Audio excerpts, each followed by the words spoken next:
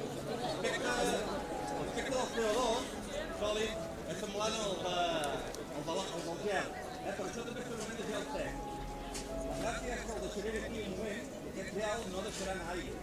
Aquest gel sec no deixarà aigua, sinó que deixarà anar diòxid de carboni.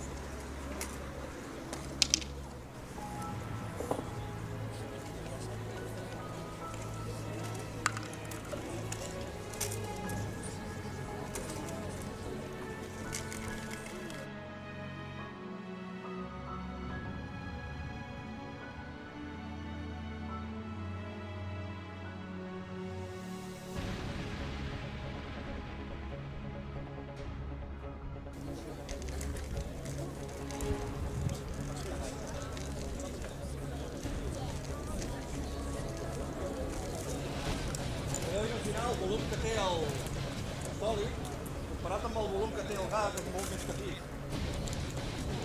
I estem segurs que petarà la cosa. Que volem que peti? No us ho sento,